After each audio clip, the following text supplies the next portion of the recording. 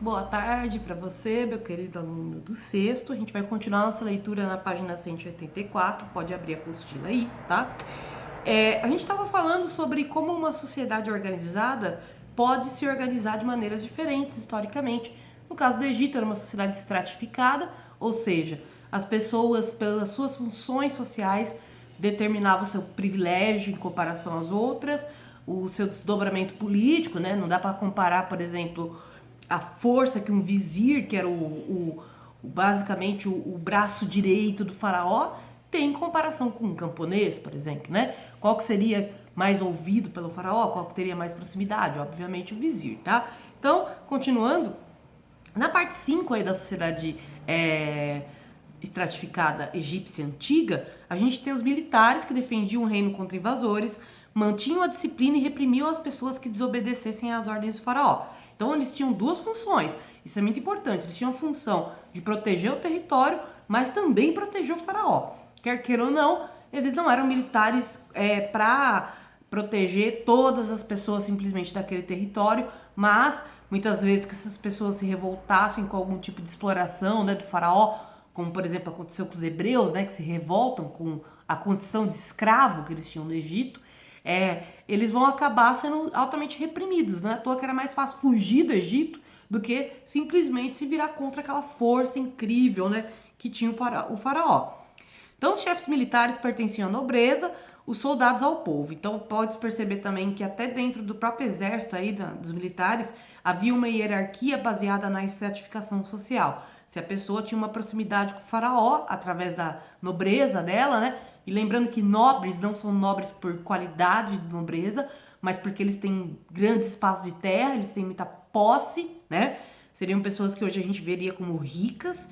Então, até nisso, né, prioriza-se no exército que uma pessoa que tem posses seja o líder, porque ele vai defender os interesses do faraó. Porque é o mesmo interesse dele. Um aristocrata, um nobre, ele quer ter mão de obra escrava, ele quer que os trabalhadores trabalhem muito por pouco, né? Então, ele vai usar essa força de Estado, que são os militares, para defender os seus próprios interesses, que por fim coincidem com os interesses do faraó, é lógico, tá?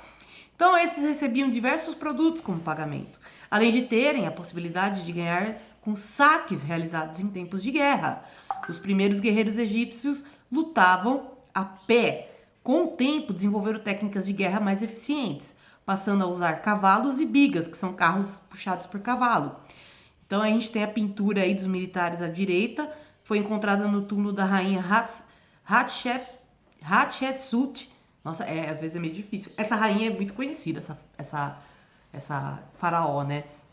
Inclusive fiz um artigo uma vez sobre ela. E é de cerca de 1500 anos antes de Cristo. Só que foi um artigo informal, tá, galera? Não foi um artigo científico, eu coloquei na internet só.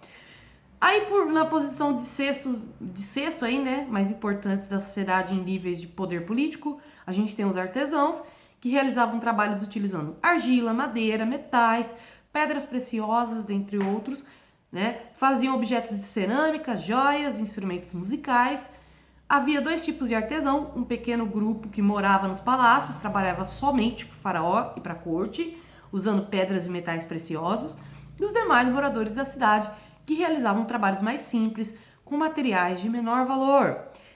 Vale lembrar que os artesãos eram essenciais para a produção, inclusive, de instrumentos de trabalho, né?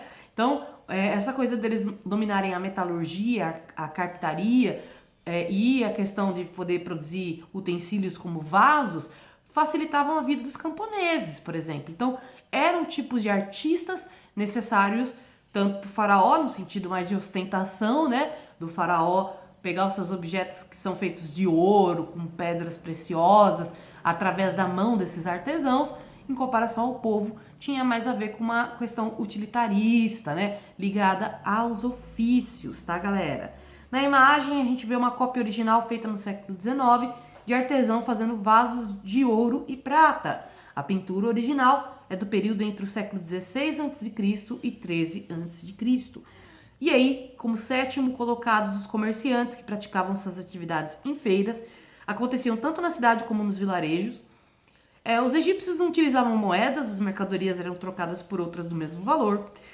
Aí, na imagem à direita, a gente tem uma cena de troca em pintura do túmulo de Panequemém, datada do século aí de 1295 a.C. a 1186 a.C. Legal que os comerciantes têm a balança aqui, ó, né? Dá pra perceber aqui, ó, a balancinha deles, para saber o valor das coisas, para verificar o peso delas, né, dentre outras coisas, tá?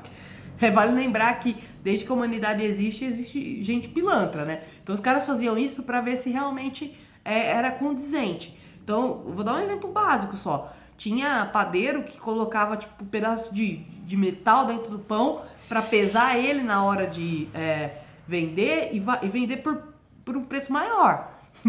E aí a pessoa só descobria na hora que ela tava quebrando o dente, na hora que ela mordia o pão, entende? Então isso é uma coisa que ao longo da história o comerciante precisou sempre ficar esperto com essa questão de trambicagem, né? E vale lembrar que hoje os comerciantes têm um grande destaque na sociedade, mas nessa época eles eram vistos como pessoas que faziam feira, bulambeiros, né? Levavam um produto de um lugar para o outro, né? Como o oitavo lugar, os camponeses, que eram a maior parte da população. Na época da vazante, eles se dedicavam à agricultura, cultivando trigo, cevada e outros alimentos. Vale lembrar que a famosa cerveja vai surgir aí do Egito, né? Dizem que ela surgiu na Mesopotâmia, mas o Egito que vai produzir em larga escala. Eles faziam uma cerveja que era altamente nutricional, então não era só para questão de bebedeira, né, como é hoje, mas muita gente tomava porque era quase uma refeição, né? Também cuidavam dos rebanhos durante o período da cheia. Muitos deles trabalhavam em obras públicas, como construção de diques, extração de pedras, manutenção de sistemas de irrigação. Também trabalhavam na construção de grandes monumentos, como pirâmides e templos. Na imagem à esquerda, camponeses praticando agricultura em uma pintura funerária do século XI a.C. Por último, a gente vai ter os escravizados, que podiam ser egípcios que deviam impostos ao Estado ou estrangeiros, prisioneiros de terra, submetidos a essa condição após as campanhas militares. Há um registro de aprisionamento de 7.000 habitantes da Núbia, região do atual sul do Egito, capturados após uma única campanha por volta de 2700 a.C. Assim, os escravizados da África, os derrotados da Ásia, também foram trazidos para o Egito. As funções exercidas pelos escravizados eram as mais variadas. Muitos eram usados para mão de obra de trabalho pesados em minas de ouro, outros combatiam no exército, e alguns poucos se tornavam assessores de governantes. Na imagem abaixo, a cópia feita pelo século XIX de um afresco originalmente produzido no século XV a.C. representa escravizados construindo o templo de Amon em Tebas, que era uma das principais cidades do Egito, tá? Então, os escravizados, galera, já é uma vibe que até tinha também muito trabalhador doméstico, né? Tinha muito escravizado para fazer serviço doméstico, de limpar a casa, organizar, fazer comida, né? Como toda sociedade que tem muito escravo, isso vai causar o colapso do Egito, tá?